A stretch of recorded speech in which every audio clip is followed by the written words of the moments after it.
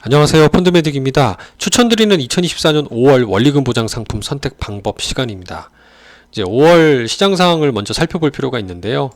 파란색이 한국 기준금리, 회색이 한국 국채 10년입니다. 최근 20년 내 차트인데 이거를 한 10년으로 좀 좁혀보면 확실히 2021년 이후로 금리가 많이 올랐구나 라는 것을 확인해 보실 수가 있습니다.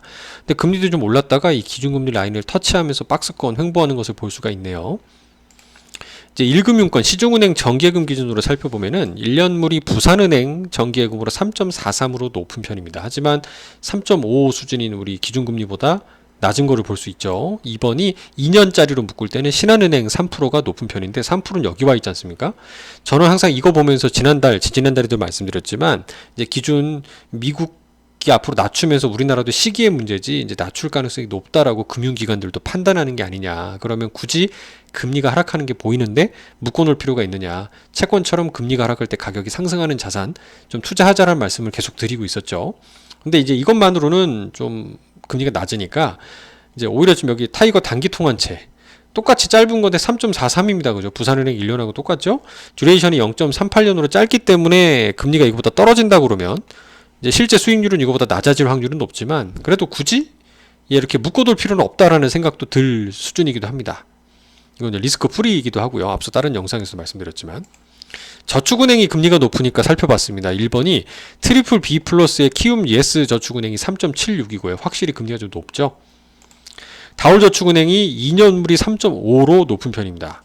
근데 이것도 이제 2년을 이렇게 묶어두기에는 모르겠습니다. 보수적인 분들은 이렇게 하시는 것도 방법일 수는 있는데 이게 중요한 거는 저축은행은 예금자 보호법 적용 한도 원금하고 이자에서 5천만 원 넘지 않도록 주의하시고요. 또 한도가 여러분이 투자하고 계신 쓰고 계신 이제 퇴직연금 사업자에 따라서 한도가 다르기 때문에 조기 마감될 수 있다는 점도 유의하시면 좋을 것 같습니다. 저는 그냥 우리은행 기준으로 살펴보고 일단은 말씀 좀 드리고 있고요.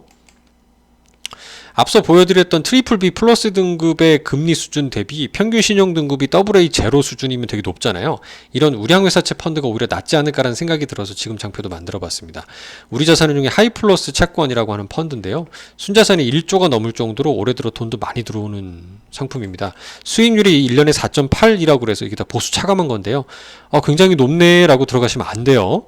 자, 과거 수익률이기 때문에 요거 보시면 안 되고 앞으로 뭐가 좋을지를 보려면 이 펀드의 만기 수익률하고 듀레이션 봐야 됩니다.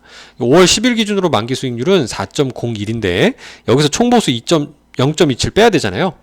그럼 3.7 정도가 실제 만기 수익률이라고 보시면 될 것 같고요. 대신 듀레이션이 1.6년 수준입니다. 그러니까 이거는 말씀드린 것처럼 향후 1년 뒤 금리가 한 0.5%포인트 하락한다고 하면은 듀레이션만큼 움직이거든요. 그럼 1.59 곱하기 0.5 하면은 0.8%포인트 가격 상승 예상되면 4.5가 좀 넘는 수준의 수익이 나오겠구나라고 예상을 어디까지 해볼 수 있는 거고요. 이제 이거보다 혹시라도 지금 시중에서 걱정하는 부동산 PF로 우량 금융기관 등이 부실화된다든가 예상치 못한 금융위기가 온다라고 해서 채권값이 폭락하면 사실 이렇게 AA 제로 수준의 우량 회사채 같은 경우는 투자에 정말 절호의 기회가 아닌가 생각이 듭니다. 그러니까 물타기 찬스가 될 가능성이 높아 보여서 사실 연초에도 제가 태원건설 워크아웃 얘기 나오면서 이런 일이 발생할 때까지는 단기 국공채 운용해보자 말씀을 드렸는데 생각보다 이제 금리가 잘 안 빠지고 안 오르고요. 계속 좀 오히려 우량회사채 중심으로 돈이 더 몰리면서 이제 금리가 떨어지는 기현상이 나타나기도 했었죠.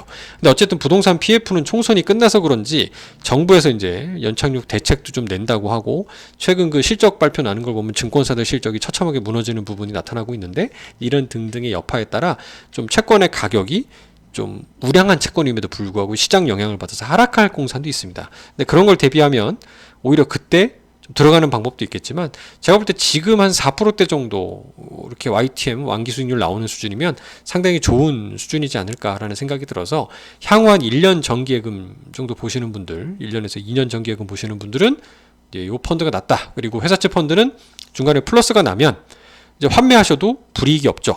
예금 상품은 중도 해지하면 이제 저리의 중도 해지 이율, 낮은 이율이 부과가 되기 때문에 좀 불리하다는 점도 참조하시면 좋겠습니다. 감사합니다.